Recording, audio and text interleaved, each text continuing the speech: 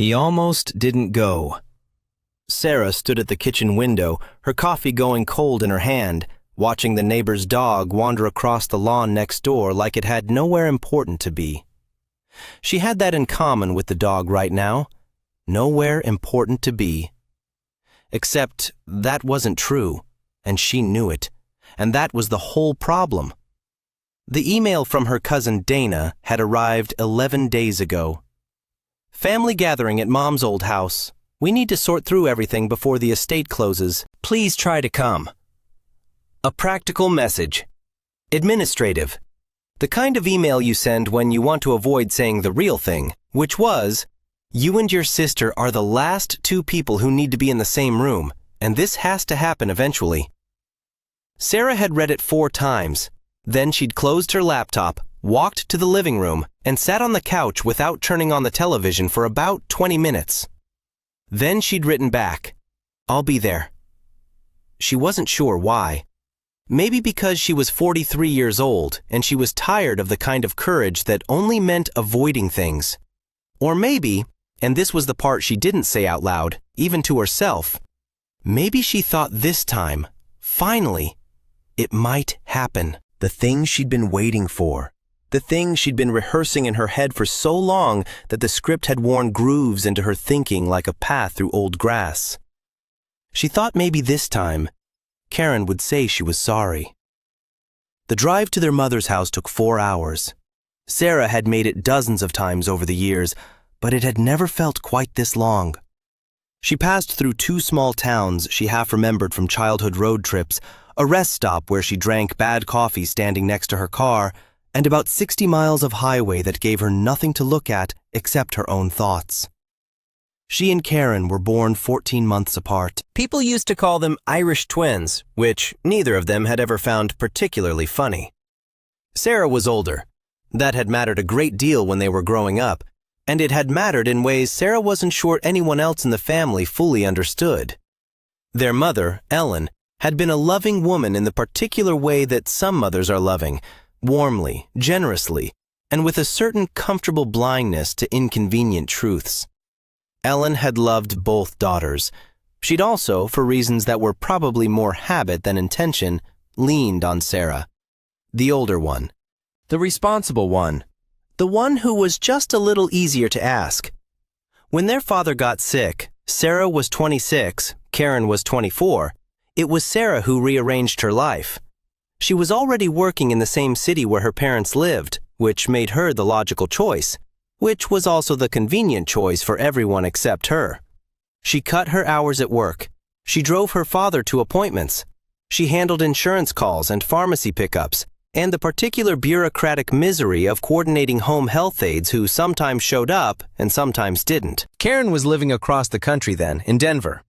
She had just started a new job. She came home for holidays and for 2 weeks when things got bad near the end. She sent money sometimes when asked. She called their mother every Sunday without fail. Every Sunday.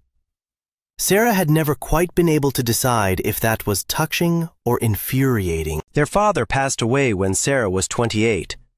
After the funeral, after the relatives went home, after the casseroles stopped arriving at the door, Sarah sat with her mother at the kitchen table and felt the particular exhaustion of someone who has been running hard for 2 years and has only now been allowed to stop. Karen flew back to Denver 4 days after the burial. It was another 6 months before the thing happened. The thing that Sarah had spent the next 15 years carrying around like a stone in her pocket, smooth from handling. Their mother had decided to redo the living room. New furniture, new paint. She wanted Karen's opinion on colors, and Karen had come home for a long weekend, and the two of them had spent a Saturday afternoon at the furniture store, and it had been, by all accounts, a lovely day. Sarah had not been asked. Not a big thing, an objectively small thing, the kind of thing a person could be told, gently, to let go of. But Sarah had been the one there for 2 years. She'd been the one who'd sat in that living room at 11 o'clock at night going over her father's medication schedule. She'd been the one who'd repainted the hallway the year before because her mother had mentioned the old color made her feel sad. and Sarah had just done it on a weekend without being asked. She'd been the one who was always there, always available, always capable, always willing. And then the moment came to do something nice, something fun, something that was just about making the house feel like home again. And her mother had called Karen. She'd found out when Karen mentioned it casually over dinner that same evening. "Mom and I found the most beautiful sectional," she'd said. "You would have loved it." Sarah had said, "That sounds great." She'd eaten her food. She'd helped clear the table. She hadn't said anything else. She and Karen had never talked about it directly. That was the thing. The whole thing. They'd never had the fight. Sarah had never said, "I felt passed over my entire life." And that afternoon was the moment I understood it fully. Karen had never had the chance to respond, to explain, to apologize, to say anything at all. The conversation had never happened. Instead, what happened was quieter and more durable. Sarah withdrew. Not dramatically. Not in a way anyone could have pointed to and named. She still came to Christmas. She still sent birthday cards. She still answered when Karen called, which Karen did less and less as years passed, which Sarah noted and filed away as additional evidence. They became the kind of sisters who are polite to each other at family gatherings and don't call just to talk. Sarah had told the story, her version of it, to her husband Tom a handful of times over the years, and to her friend Melissa more times than that. And each time she told it, she refined it slightly, the way you do when you've held something long enough that it starts to take the shape of your hand. The story was always the same in its essential structure. Sarah had given everything, Karen had given very little, and their mother had never quite seen it, and no one had ever said sorry. The story felt true because it was true, parts of it anyway. She pulled into the driveway of her mother's house. The house was being sold. Everything needed sorting. Dana was coordinating. Just after noon on a Saturday in October.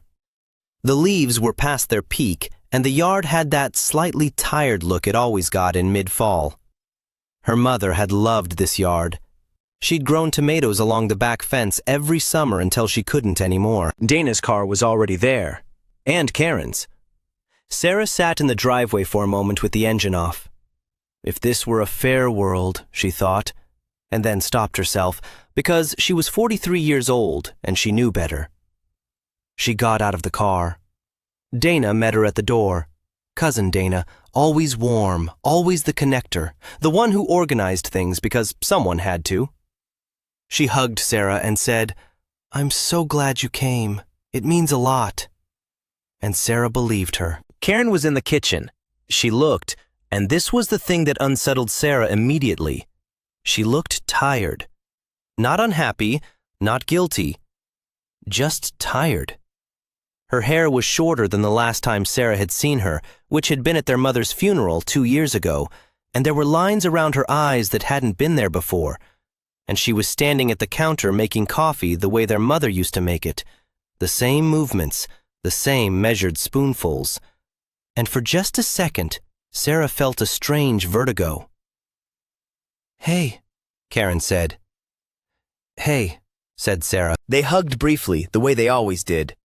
The hug that communicated nothing except that they were sisters, and therefore hugging was the correct behavior. "Long drive?" Karen asked. "Not too bad."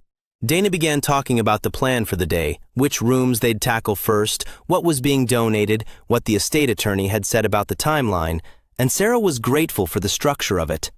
Tasks were good. Tasks kept everything organized.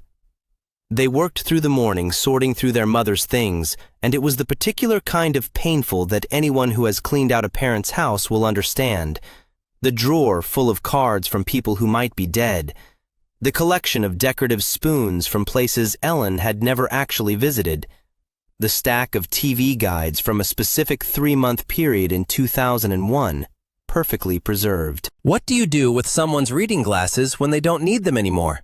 Where does that go? Karen was methodical. She labeled boxes clearly. She didn't linger over things the way Sarah did, didn't pick something up and stand with it for a moment, and Sarah noticed this and wasn't sure what it meant. Around 2 o'clock, they broke for lunch. Dana had brought sandwiches. They sat at the kitchen table where Sarah had sat with her mother so many times, and for a while they talked about practical things. Karen's work, Dana's son who had just finished his first year of graduate school, the question of whether the dining room set should be sold or donated. Then Dana got up to answer a call from her husband, and the room went quiet. Karen poured more coffee. She didn't look at Sarah. "It's strange being here without her," Karen said. "Yeah." Silence.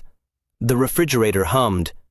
Outside, a car passed slowly. "I drove past the old pediatrician's office on the way in," Karen said. "The building's a yoga studio now." "I saw that. That was fast." "I guess it's been about 10 years. Sarah said nothing. She was aware of the silence as a kind of pressure, which was nothing new. In every conversation with Karen, she was aware of the things not being said. She had a list. It was long and well organized. "Sarah." Karen set down her mug. She was looking at the table, not at Sarah. "I want to say something. I don't know if it's the right time, but I don't think there's going to be a better one." Sarah waited. "I know things have been off between us for a long time. I know I probably don't always know exactly why, but I know it's real." Karen finally looked up. "And I know I wasn't around when Dad was sick, not the way I should have been. I know you carried most of that." Sarah's chest tightened. She hadn't expected this. Not here, not now, not without preparation. She had a whole internal script for this moment. She'd been writing it for 15 years, and standing at the threshold of it, she found she couldn't remember a single line. "I was scared," Karen said. "I know that's not an excuse. I was scared, and I had just started this job, and I told myself you had it handled, because you always had it handled. I told myself you were better at it than me, which was probably true, but that's also—" She stopped. "That's also just a convenient story."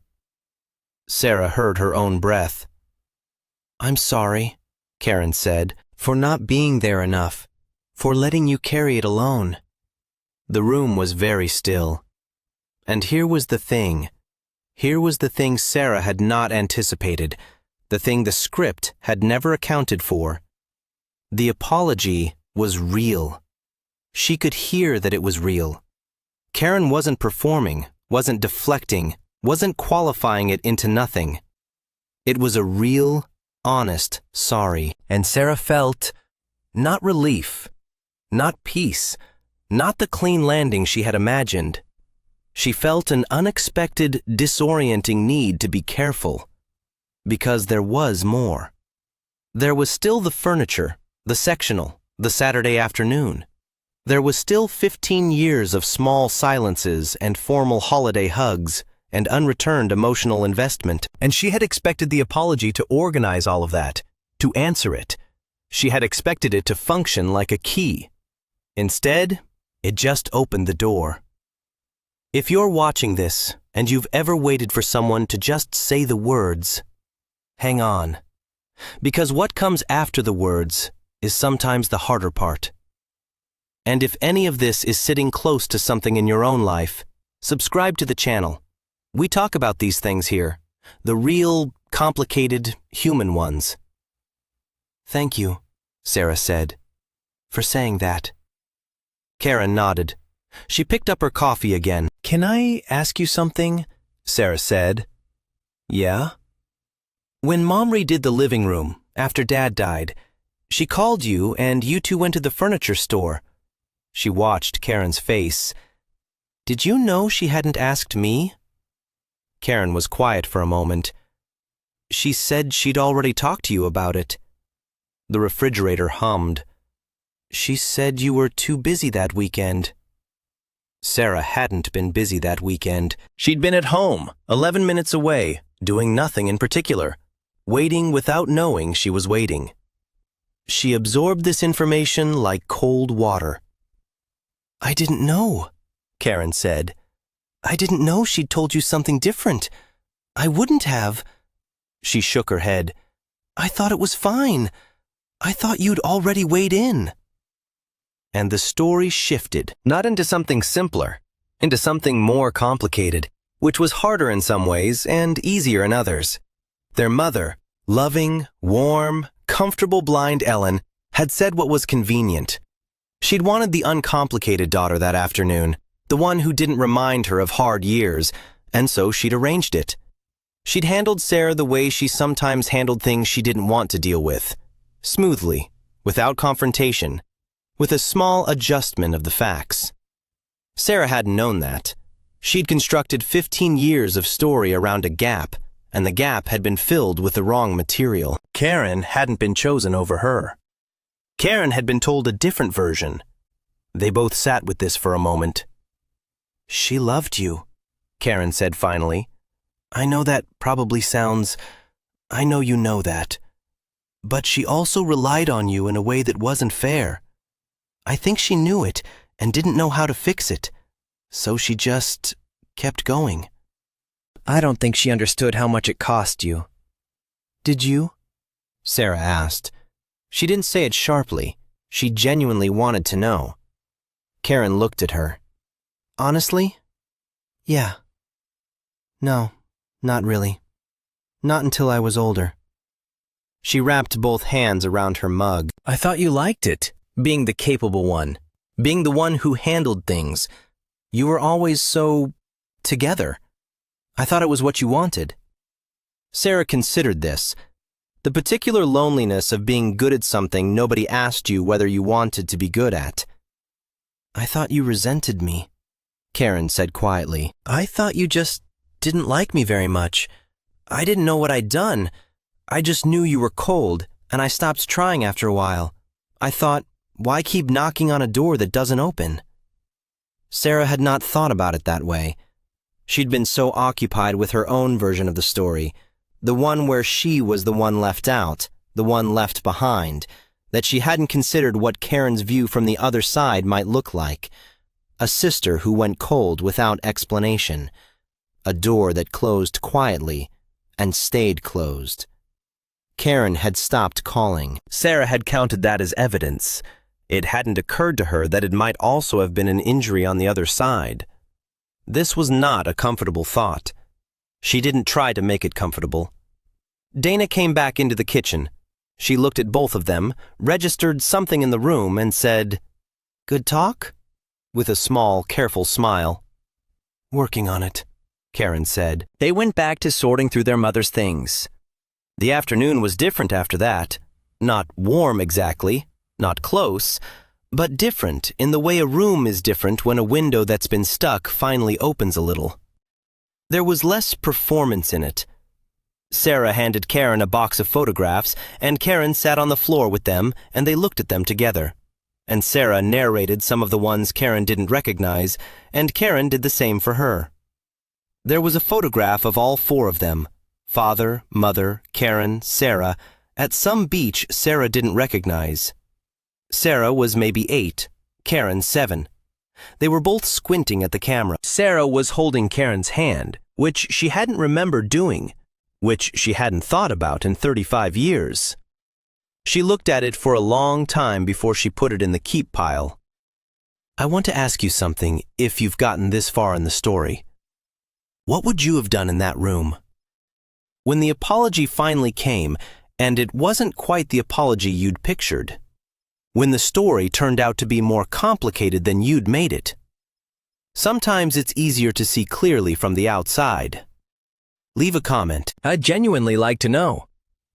By 5 o'clock, they'd made it through the main floor and started on the upstairs hallway closet, which turned out to be full of board games and winter coats, and, inexplicably, 3 identical sets of batteries still in their packaging, apparently purchased across a span of many years and never used.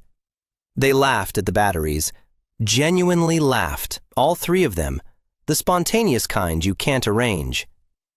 Sarah drove home the next morning. She left early enough that the highway was quiet, the sky still pink at the edges, the exits ticking by. She thought about what she wanted now. She'd wanted, for 15 years, for someone to say, "You were right. It was unfair. You deserved better." She'd wanted it in such a specific form that she'd turned it into something she could wait on indefinitely, a verdict that kept getting postponed. She'd structured a whole texture of distance around that waiting. The formal calls, the measured hugs, the careful management of how much she let Karen in. She'd called it protecting herself. She wasn't sure, on this quiet highway, that it had been only that. Karen had apologized, genuinely. And it had been true, and it had mattered, and it had not resolved everything. Because some things don't resolve, they just become part of what happened. Their mother had made choices that were unfair and had never been called on them.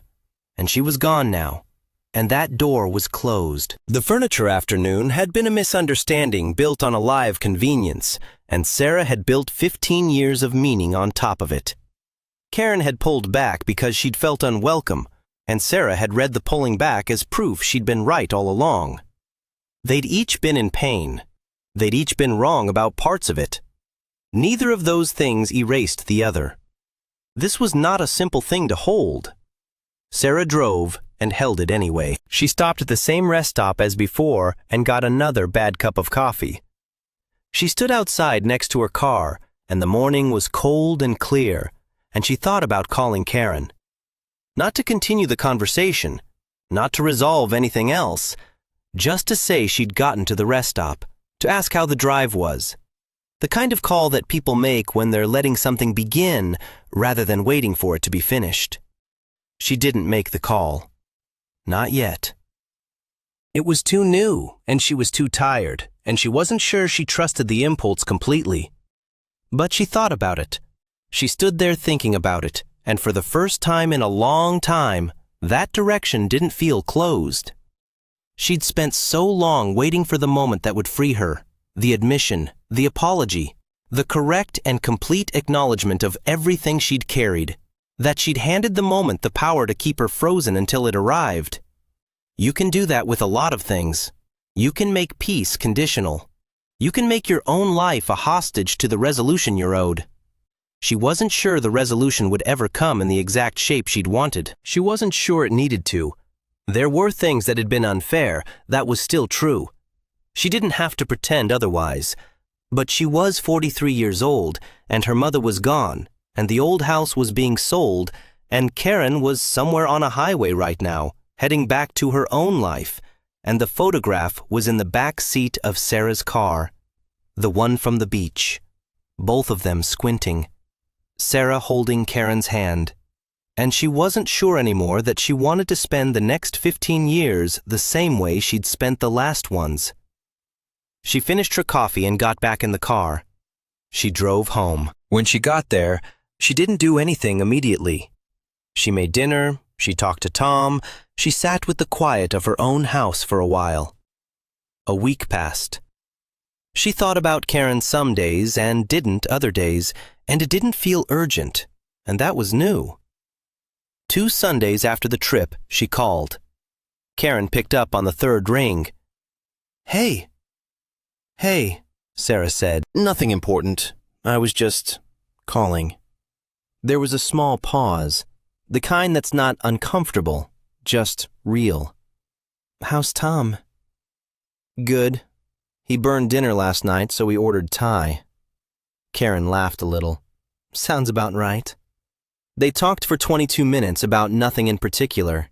Tom's burnt dinner, Karen's drive home, the battery situation at their mother's house, which was still funny, a movie Karen had watched and Sarah hadn't, whether the estate attorney seemed competent, which neither of them was sure of. At the end, Karen said, "Talk soon?" Sarah said, "Yeah." And she meant it. Not because everything was fixed, not because she'd forgotten or because it hadn't mattered, or because 15 years of distance could be undone with one honest afternoon in a kitchen, but because she'd been waiting, for a very long time, for a life that was on the other side of something, on the other side of the apology, the acknowledgement, the moment when she would finally be free to feel okay again. She'd been waiting for permission to put it down. It turned out she didn't need permission. She just needed to decide. She wasn't all the way there yet. She suspected the distance between her and Karen would close in increments, one real phone call, then another, then maybe coffee at some point. Then slowly the particular texture of people who have history and have decided not to let it be only that. She suspected there would be moments when the old wound would ache and she would feel the familiar urge to catalog, to compare, to recite. But she didn't want to do that the rest of her life. She stopped waiting for the perfect version of sorry before she'd allow herself to move. When she felt the pull toward Karen, she called. Not tomorrow, not after she'd sorted through everything and arrived at a clean resolution. Just when the thought arrived, she followed it. It was smaller than she'd imagined, and steadier. If this story stayed with you, if there's someone you've been waiting on, some apology or acknowledgement that you've been holding your life open for, I hope this gave you something to sit with. Not instructions, just a question. Leave a few words in the comments if you want. Sometimes someone else's story is what helps a person look at their own honestly. Take care of yourselves.